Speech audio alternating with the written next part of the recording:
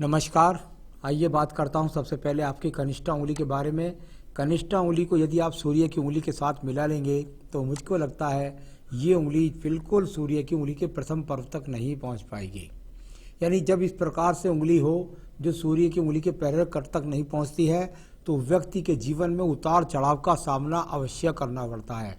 वो उतार चढ़ाव का जो सामना है वो जीवन में धन से संबंधित भी हो सकता है, भारी नुकसान। वो जीवन के अंतर्गत आर्थिक रूप से स्थितियों को कमज़ोर करता है, साथ ही साथ जीवन के अंतर्गत बदनामी, इस तरह के पहलू और कई तरीके से सही गलत डिसीजन लेने के कारण व्यक्ति के जीवन के अंदर भी उतार चढ़ाव का सामना व्यक्ति को करना पड़ता है। कुल मिलाकर के ये अच्छी उंगली का पहलू नहीं है, इसलिए आपको अपनी भाषा शैली पर और स्वयं के मस्तिष्क पर नियंत्रण करके चलना होगा। आइए बात करता हूँ सूर्य की उंगली के बारे में। सूर्य की उंगली यश मान सम्मान के लिए जानी जाती है। यहाँ पर अगर मैं इसका प्रथम पर्व देखता हूँ तो वर्तमान के अंदर यहाँ प्रथम पर्व पर बहुत कट के निशान हैं। यानी इस समय एकदम भावावेश में आ जाना, आवेश में आ जाना, आवेश में क्रोध के कारण गलत निर्णय लेना, किसी से लड़ाई झगड़ा कर लेना, इस तरीके के सारे जो चिन्ह हैं वो आपकी उंगली के अंदर है। सेकंड पर व्यावहारिक पर्व होता है, उस पर भी निशान है और थर्ड पर भी थोड़े से निशान है। यानी कुल मिलाकर मैं कह सकता हूं कि राज्य सरकार से संबंधित कार्यों में अपनी वाणी पर नियंत्रण रखना होगा, अन्यथा आपको किसी भी दिक्कत का सामना करना पड़ सकता है। तो ये इस तरह की उंगली का यहाँ पर फल है। अब मैं बात करूंगा इसके बाद में आपकी सीधा शनि की उंगली के बारे में। शनि की उंगली धन की स्थितियों के लिए जानी जाती है और साथ ही साथ जानी जाती है आपके स्वास्थ्य की स्थितियों के लिए। प्रथम पर्व मैंने हमेशा बताया मानसिक पर्व होता है और शनि की ढैया और शनि की साढ़े साथी यदि ऐसे व्यक्ति पर आ जाए तो उसके जीवन में बहुत उठापटक कराती है, उसको दिमाग से परेशान रखती है, उसको झगड़े झंझटों का सामना कराती है, उसको रोग भी दे सकती है। और सबसे बड़ी बात है सेकंड पर्पल पर जब इतना बड़ा कट हो जाए तो व्यक्ति को जीवन के अंदर बहुत मोटा धन किसी ना किसी को देना पड़ता है। अब बात करता हूं मैं यहाँ पर आपकी सीधा बृहस्पति की उंगली के बारे में। बृहस्पति की उंगली और यहाँ पर भी फर्स्ट पर कट का निशान, यानी कि कुल मिलाकर भगवान की वर्तमान पे आपके ऊपर कृपा नहीं। सेकंड पर ये निशान यहाँ पत्नी से वैचारिक मतभेद। थर्ड पर निशान संतान का देरी से होना, सुख सहयोग देरी से मिलना। ये सारे के सारे पर्व यहाँ आपके अनुकूल नहीं हैं, तो आपको सावधानी बरतनी होगी पत्नी से, प्रेमिका से संबंधों के प्रति। अब बात करता हूँ यहाँ पर मैं आपके बुध पर्वत के बारे में। बुध का पर्वत जहाँ व्यक्ति के जीवन के अंदर अच्छे धन के आगमनों को बनाता है तो वहीं पड़ी हुई हैं इस पर्वत पर बेलें। यानी कुल मिलाकर यहाँ साइड में एक्स का चिन्ह भी है, एक दूसरे पर चढ़कर रेखा भी है, बेल भी पड़ी हुई है, पर्वत दब भी गया है। तो कुल मिलाकर धन के आगमनों पर लगा हुआ है वर्तमान में ग्रहण। अब बात करता हूँ मैं यहाँ पर आपके सीधा सूर्य के पर्व के बारे में। सूर्य का पर्व और यहाँ पर जब ये सूर्य का पर्व है तो ये पर्व यहाँ पर इस प्रकार के चिन्ह लेकर के चले और साइड वाइज रेखा, देखो हो सकता है कि आपके राइट हैंड में ज़्यादा अच्छी रेखा हो। यहाँ से तो ऐसा भी हो रहा है जैसे राज्य सरकार की नौकरी हो ही ना व्यक्ति के पास। आपने बताया कि सरकारी नौकरी में है, तो इसका एक छोटा सा कारण हो सकता है कि यहाँ पर एक छोटी सी मछली बनी हुई है आपके शनि पर्व के नीचे। तो ये इस मछली का लाभ आपको मिला हो जिससे आपको राज्य सरकार की नौकरी मिल गई हो। लेकिन वर्तमान में जो पीछे की तरफ रेखाएं हैं ये बहुत स्थिति को खराब उंगली भी दिखला रही है। ये भी यानी जहां जरा सी चूक हुई, जहां जरा सी जल्दबाजी हुई, राज्य सरकार से नुकसान का संकेत। राजनीतिक क्षेत्रों में लाभ नहीं मिलता। आइए बात करता हूं मैं आपके धन के पर्व की। धन का पर्वत, भाग्य पर्वत और भाग्य पर्वत पर ये वो रेखाएं हैं जो आपको मिली हुई हैं। यानी कहीं ना कहीं से व्यक्ति का भाग्य पर्व यानी धन रूप में, ठीक है, धन के रास्ते तो बनाए रखता है। अब बात करता हूं मैं आपके यहाँ पर बृहस्पति पर्व के बारे में। बृहस्पति का पर्व और बृहस्पति के पर्व पर कुछ दूसरे चित्रों में ब्रैकेट जैसी स्थिति भी है, यानी कि स्वयं का मकान भी आप निश्चित रूप से बन पाएंगे, पैतृक संपत्ति भी आपको मिल पाएगी। इस तरह के सहयोग को दिखलाने वाली ये रेखा है। बृहस्पति पर एक दूसरे को एक्स बनाकर काटे रेखाएं तो व्यक्ति का वैवाहिक जीवन दुखी हो जाता है। चलिए मैं बात करता हूँ इसके बाद आपकी हृदय रेखा के बारे में। हृदय रेखा और यहाँ पर हृदय रेखा से देखिएगा बहुत सारी रेखाएं नीचे को गिरती हैं। ये क्या होता है, मन की रेखाओं का नीचे की तरफ गिरना, यानी कि अपने मन पर नियंत्रण ना होना और सीधी सीधी अपनी बौद्धिक भाषा शैली के कारण या किसी भी वैचारिक धारा के कारण आपके जीवन के अंदर ये वो रेखाएं हैं जो नीचे की तरफ गिर जाती हैं, तो व्यक्ति दूसरों के काम भी बहुत आ जाता है ऐसा व्यक्ति, परंतु कुल मिलाकर के विचारधारा को कमजोर करता है, यानी मन की स्थिति को डावा डोल करता है। ऐसे व्यक्ति का मन कई कई जगह डोलता है। तो ये इस तरह की यहाँ पर आपकी हृदय रेखा का स्वरूप है।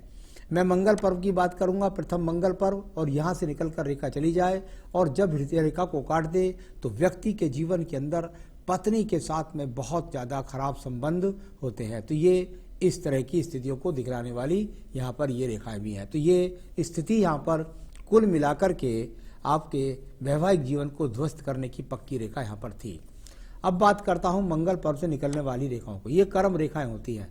कर्म रेखाओं को यदि देखें तो यहाँ पर ये ठीक ठाक हैं जो आपसे काम करवाती है, लेकिन कर्म रेखाओं का पूरा फल यहाँ वर्तमान में नहीं मिल रहा है। तो इस तरह की स्थिति है, कुछ जाकर के काटती हुई रेखा के रूप में जा रही है।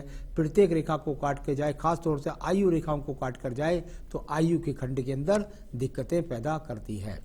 यहाँ पर कई एक्स हैं, यहाँ 1 2 3 4 कई एक्स हैं। ये यहाँ इस प्रकार से जब इतने सारे एक्स हो जाते हैं तो इसकी एक सीमा बताऊंगा कि किस सीमा तक, किस आयु सीमा तक यदि आप दोबारा भी विवाह कर लें तो दोबारा भी आपके पत्नी के साथ में झगड़े झंझट चलते रहेंगे और दोबारा भी कहीं तलाक जैसी स्थिति ना पहुंच जाए। ऐसी स्थितियों को दिखलाने वाली यहाँ पर खराब रेखाएं भी हैं। बुद्धि रेखा बिल्कुल समानांतर शुरू में चलती है और एकदम डाउन हो जाती है, यानी पहले समानांतर चलती है, सही रूप से व्यक्ति होता है और एकदम जब डाउन हो जाता है तो नहीं जाने किस समय जाकर के एग्रेसिव रूप अपना धारण कर ले इस रेखा को, यानी कभी भी एकदम आपको सिंपल आदमी लगे और एकदम क्रोध रूप में आ जाए, ऐसी रेखाओं का ये स्वरूप माना जाता है। यहाँ पर मंगल पर्वत से एक आयु रेखा से रेखा निकल करके और थोड़ा सा डाउन हो रही है। कुल मिलाकर के इसको कहते हैं जब इस प्रकार की रेखा आपकी बुद्धि रेखा को काट करके चलने वाली रेखाओं के रूप में बन जाए तो बुद्धि पर नियंत्रण रखने की जरूरत बहुत ज़्यादा होती है, क्योंकि एक तरह से दीप का सा स्वरूप बनाती हैं। चलिए अब बात हो गई इसके बाद में आपके द्वितीय मंगल पर्व की। द्वितीय मंगल पर्व, और यहाँ पर यदि मैं देखता हूँ तो वर्तमान में वो रेखाएं नहीं हैं जो आपको मुकदमों से विजय प्राप्त करा सकें। पर्वत पर कोई अशुभ चिन्ह तो नहीं है, यानी कि कुल मिलाकर देर सवेर मुकदमों से छुटकारा मिल जाएगा, लेकिन अभी जीत के चिन्ह यहाँ पर नहीं है। चंद्र पर्वत को देखिएगा, चंद्र पर्वत पूरी ही मनोस्थिति के साथ तैयार है। यहाँ पर कहीं भंवर जैसा चिन्ह बन रहा है, अगर देखोगे तो आप थोड़ा सा भंवर जैसा चिन्ह बन रहा है। जब इस प्रकार का चिन्ह होता है तो व्यक्ति को गहरे पानी से डरना चाहिए, जाने में गहरे पानी में नहीं जाना चाहिए। साथ ही साथ मनोस्थिति को व्यक्ति की ये खराब करता है। ये नीचे चंद्र पर्वत से निकलने वाली रेखाओं को बहुत अशुभ मानते हैं। चंद्र पर्वत से निकलने वाली रेखा जब जाकर के और भाग्य रेखा और केतु पर्वत पर पहुंचे तो ये आपके स्मोकिंग का शिकार करा सकती है, ज़्यादा ड्रिंकिंग का शिकार बना सकती है, बुरे लोगों की संगत के शिकार के कारण ये कभी कभी चंद्र पर्वत का क्षेत्र का रोल अपने आप माँ बाप से भी जो है सही सलाह नहीं मिल पाती, उसको भी जाना जाता है। लेकिन कुल मिलाकर बुरे लोगों से बचना है, बुरे व्यवहार से बचना है, बुरे खान पान से बचना है, इस तरह की यहाँ पर दिखलाने वाली ये रेखाएं हैं। तो ये अपने आप में दूषित रेखा थी। यहाँ जो आपके शुक्र पर्व से रेखा निकल रही हैं ये बुद्ध पर्वत की तरफ जाएं तो व्यक्ति लग्जीरियस जीवन के लिए ज़्यादा लालायित रहता है। यहाँ पर इन रेखाओं का कुछ केतु स्थान पर ज़्यादा इस समय एक तरह से काटने का रुझान बना हुआ है, जो अपने आप में आपको अचानक से धन हानि के नुकसान को दिखलाता है, स्वास्थ्य हानि के नुकसान को नहीं। अब बात करता हूँ मैं यहाँ पर आपकी भाग्य रेखा के बारे में।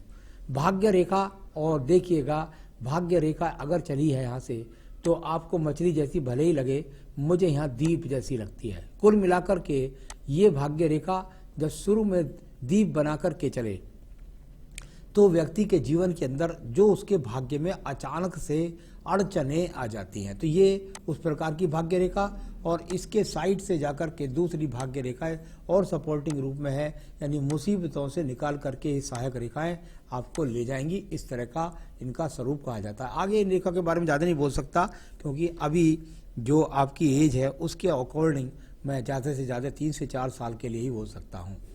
यहाँ पर भाग्य रेखा आपके हाथ के अंदर थी और साथ ही साथ ये वाली नीचे वाली रेखाएं भी है। आइए बात करता हूँ आपकी एक और रेखा के बारे में, और वो रेखा है आपकी मंगल रेखा नहीं है, शुक्र पर्वत है। शुक्र पर्वत को यदि देखता हूँ तो यहाँ पर संसाधनों के हिसाब से आमदनी का ठीक ठाक संसाधन आपके पास है, यानी कि वो किसी भी रूप से है लेकिन संसाधन ठीक ठाक आपके पास है, बहुत अच्छा नहीं है। अब बात करता हूँ मैं इसके बाद में आपकी आयु रेखा के बारे में। आयु रेखा, और आयु रेखा जाकर के सिर्फ और सिर्फ यहाँ जाकर के ख़त्म हो जाती है। जब आयु रेखा इस जगह ख़त्म हो जाए तो इसको कभी ऐसा ना समझें कि ये जैसे 50 वर्ष की वर्तमान में दिखाई देती है, तो इसको कदापि ऐसा ना समझें कि ये 50 वर्ष की आयु है। आयु रेखा का गणन जो होता है वो बुद्धि रेखा की लंबाई प्लस आयु रेखा की लंबाई प्लस हृदय रेखा की लंबाई, उसके हिसाब से वर्तमान तक ये एज आपकी बन चुकी है 70। और यदि ये रेखा आगे, क्योंकि ये रेखा आगे बढ़ती रहती है, इससे डरने की कोई बात नहीं है। ये जो जहां मैं आपकी 50 वर्ष तक की बोल रहा हूं, ये रेखा आगे जाकर भी मिल सकती है। यदि ये आगे मिल जाती है तो एज बन जाएगी आपकी 80 वर्ष, और ये मिल जाएगी 2 से 3 साल में, अधिकतम 5 साल में मिल जाएगी आगे जाकर के भाग्य रेखा में। तो ये तो हुआ आपके हाथ का पढ़ने का स्वरूप। अब मैं बताने वाला हूँ आपको आपके सवालों के जवाब। तो 1977 का जन्म है आपका, यानी कि इस समय आपकी जो एज है वो 77 और 3 80, और यहाँ पर कुल मिलाकर 43 साल की आपकी उम्र है। सरकारी नौकरी लगी रहेगी या चली जाएगी? तो यहाँ जहाँ 43 वर्ष की आयु है, हम वहाँ पर चलते हैं आपकी भाग्य रेखा में। यहाँ भाग्य रेखा पर जब जाकर मैं 43 वर्ष में मिलता हूँ तो यहाँ टुकड़ों में जाकर भाग्य रेखा टूट जाती है। उसको कवरेज रेखा जरूर मिली है, लेकिन यहाँ स्थिति ठीक नहीं है। 43 वर्ष में यहाँ पर भी एक सर्जरी चिन्ह बन बोलता हूँ मैं उसे, मेरी भाषा है ये, तो यहाँ वो भी चिन्ह यहाँ बना हुआ है।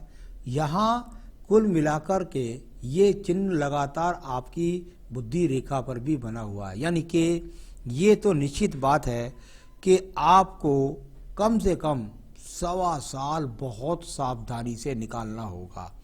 इस 1.25 साल के अंदर अगर आपकी नौकरी नहीं गई, इस समय कुछ भी हो सकता है, तो आपकी नौकरी को जनवरी 2022 के बाद कोई टच नहीं कर सकता। तो यहाँ बहुत स्थितियाँ ये अनुकूल नहीं लग रही हैं। फ्यूचर में कोई जेल योग तो नहीं है, मैं बिल्कुल कह सकता हूँ जो जनवरी 2022 में कह रहा हूँ, उस समय तक आपको यहाँ भी सावधानी बरतनी पड़ेगी। किसी भी प्रकार से कोई क्रोध में, आवेश में गलत निर्णय ना ले लें। तो चलिए, इस बात का सावधानी रखनी है, जब तक ये संभावना कुछ भी हो सकता है।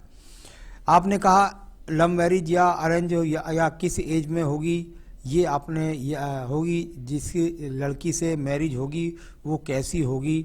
सवाल मैंने यही बात कर रहा था मैं आपके साल तक। मैं समझता हूँ यदि 4 साल के अंदर आपका दोबारा विवाह होता है तो दूसरी पत्नी से भी वही स्थिति आ सकती है जो वर्तमान में आपकी पहली पत्नी से स्थितियां चल रही हैं। तो मेरे हिसाब से तो दूसरी विवाह आप ना करें, यही आपके लिए ज़्यादा अच्छा होगा। तो दूसरी लड़की कैसी भी आ जाए, लेकिन ये 3 से 4 साल आपके लिए बहुत डिफिकल्ट है। उसके बाद आप कर लीजिए, फिर सही रहेगा। एज कितनी है, हेल्थ कैसी रहेगी, एज मैंने बता दी। वर्तमान में हेल्थ के कोई ज़्यादा बड़े इश्यूज़ नहीं हैं अभी वर्तमान में।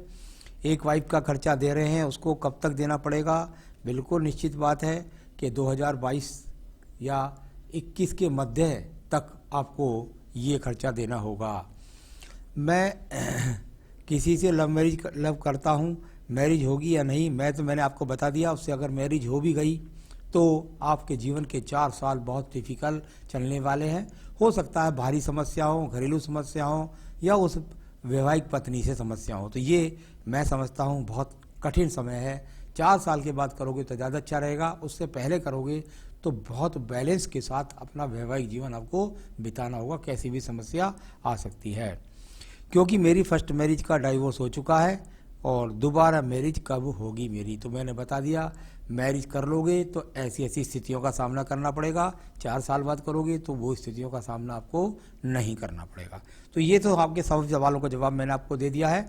क्या करें आप, जो आपका वैवाहिक जीवन सुखी हो जाए रहे, बाद में अगर जल्दी विवाह कर लें तो ओपल आपको फायर ओपल इस उंगली के अंदर पहनना होगा। ये आपको जो है धन का कारक भी बनेगा और आपके वैवाहिक जीवन को सुखी करेगा। साथ ही साथ मुझे लगता है कि शनि की ढैया का जरूर आप पर प्रभाव या 7.5 का प्रभाव चल रहा है। आप शनि देव की पूजा पीपल के वृक्ष पर जाइए और वहाँ चमेली के तेल का, उसका सरसों के तेल का दीपक जला सकते हैं और शनि देव की पूजा जिस प्रकार से भी आप करें वो करें। साथ ही साथ बजरंग बाण सुबह शाम अपनी पूजा के अंदर शामिल करें। मंगलवार का प्रसाद भी बांटें तो अच्छा रहेगा। पढ़िए साथ में दुर्गा सप्तशती का देवी कवच। बस इतना करें, जीवन में सुखी रहें, यही मेरी शुभकामनाएं। नमस्कार।